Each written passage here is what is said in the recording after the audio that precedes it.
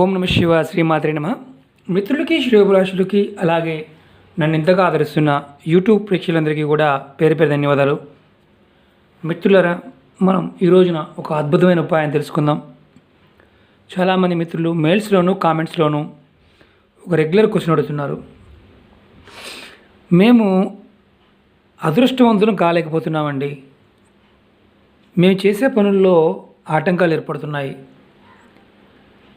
ఎలా అంటే అసలు ఏ పని అవడం లేదు, అసలు మేము చేస్తున్న పని ఏది అవడం లేదు. అలాగే మేము డబ్బులు ఖర్చు పెట్టి యంత్రాలు పెట్టుకుందామన్నా, అలాగే వేరే పూజలు చేయించుకుందామన్నా అలాంటి ఆర్థిక స్తోమత కూడా మా దగ్గర ఉండటం లేదు.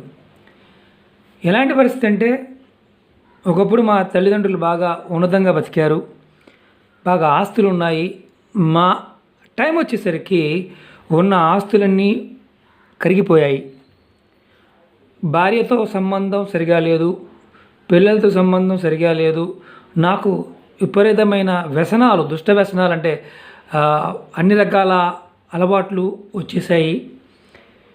జాతకాన్ని పరిశీలింపజేసుకుంటే జాతకంలో శని భగవానుడు బాగోలేదంటున్నారు, పూజలు చెప్తున్నారు. మేము చేసుకోలేకపోతున్నాం.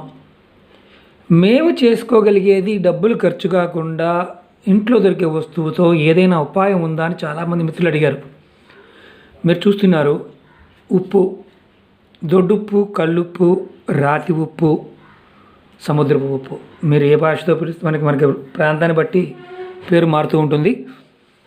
ఈ రోజున ఉప్పుతో మనం ఏదైతే ఇలాంటి సమస్య నుంచి బయటపడడానికి ఒక చిన్న ఉపాయాన్ని తెలుసుకుందాం.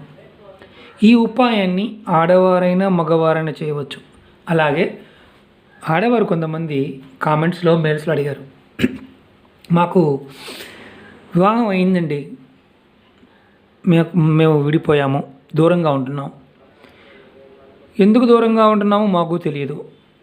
ఆస్తుల పాయింట్ ఆఫ్ వ్యూలో మా ఇద్దరి మధ్య గొడవలు ఎంత భయంకరంగా ఉన్నాయంటే పిల్లల్ని కూడా పట్టించుకోలేని పరిస్థితి. ఈ పరిస్థితి నుంచి బయటపడడానికి మార్గం చెప్పండి. మిత్రులరా, ఈ చిన్న ఉపాయాన్ని మీరు కరెక్ట్గా ఆచరించగలిగితే మీ జీవితంలో ఖచ్చితమైన మార్పు రావడానికి అవకాశం ఉంటుంది. ఇది డబ్బు ఖర్చు అయ్యేది మాత్రం కాదు, చాలా తక్కువ ఖర్చుతో అద్భుతమైన ఉపాయం. ఎలా చేయాలి, ఏ విధంగా చేయాలో మీకు నేను తెలియజేస్తాను. మీకు కావాల్సిందల్లా ఉప్పు, అలాగే ఒక మేకు, ఒక వైట్ పేపర్, అలాగే మీ దగ్గరలో ఎక్కడైనా సరే రావి చెట్టు ఉండాలి. గుడిలో కాకుండా బయట ఎక్కడైనా సరే రావి చెట్టు ఉంటే చాలు. ఎలా చేయాలో చెప్తాను. ఈ ఉపాయాన్ని శనివారం నాడు ఉదయం పూట చేసుకోవాలి. మీరు ఏం చేయాలంటే ఇలాంటి వైట్ పేపర్ తీసుకోండి, కొత్త పేపర్. దాంట్లో కొంచెం చిటికెడు ఉప్పు, ఎక్కువ కూడా కాదు, చిటికెడు ఉప్పు, చూస్తున్నారు కదా, చిటికెడు ఉప్పు వేసి చక్కగా దీన్ని కట్టండి.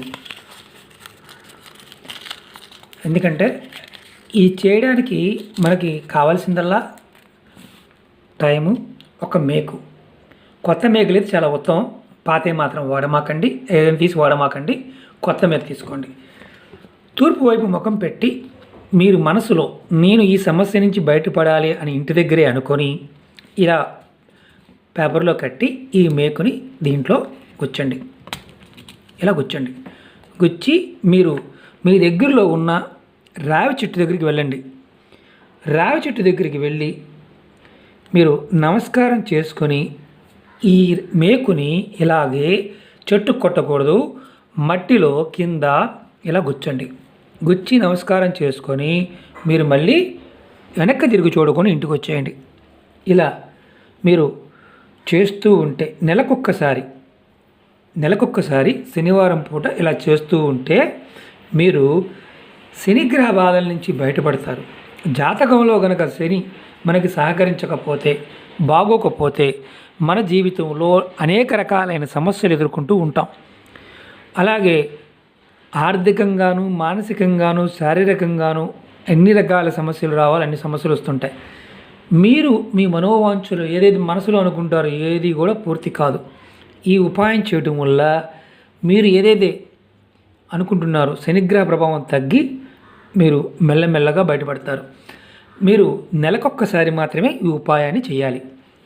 రోజు కంటిన్యూ చేయాల్సి ప్రతి శనివారం చేయాల్సిన అవసరం లేదు. అలాగే ఇంట్లో ఎవరన్నా మరణించారండి, చేసుకోవచ్చా? 15 రోజుల తర్వాత పెద్ద కర్మ అయిపోయింది, చేసుకోవచ్చు.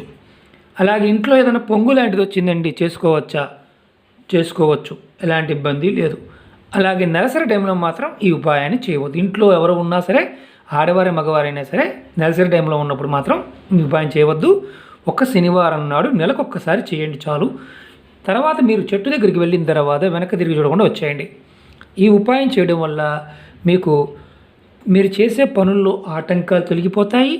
అలాగే మీరు చేస్తున్న వ్యాపారాల్లో కానీ, అలాగే వ్యవసాయంలో కానీ, అలాగే ఉద్యోగాల్లో కానీ మీ మీద ప్రభావం అంటే శనిగ్రహ ప్రభావం తగ్గి మీకు అనుకూలత ఏర్పడుతుంది. ఇది ఎవరైనా ఆచరించవచ్చు.